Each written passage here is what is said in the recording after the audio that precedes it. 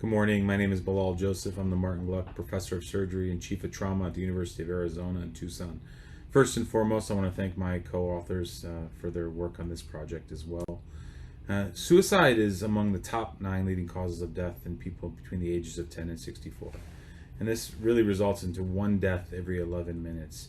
Suicide attempts are the single strongest predictor of fatal suicide and a moment to look for an intervention when they're not fatal. It really offers an opportunity for us to intervene.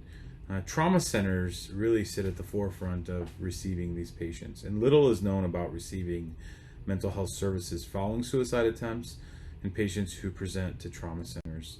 This was a 3-year American College of Surgeons TQIP study looking at all patients over the age of 18 who attempted suicide.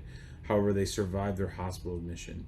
And we really focused on those who received mental health services either during their admission or on discharge.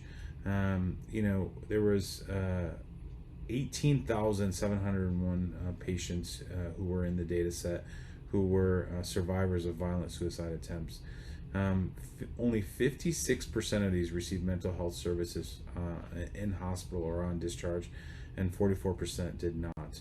When we looked at predictors for receiving mental health services, you can see in comparison to older adults, younger males were less likely to receive mental health services after initial suicide attempt. Looked at both race, ethnicity, and overall insurance status. You can see also quite a significant decrease in our minority race populations, as well as our Hispanic ethnicity and uninsured patients as compared to their comparative groups. Only half of survivors of suicide attempts that present to trauma centers receive mental health care. Gender, racial, and ethnic, as well as socioeconomic disparities actually exist. And when we look at overall survivors of suicide attempt, and you can see the subpopulations with lower odds of receiving this.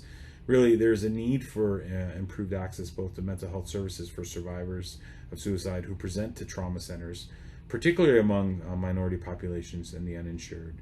And really exploring these barriers to equal access will be essential to provide overall better care for our patients. Thank you very much.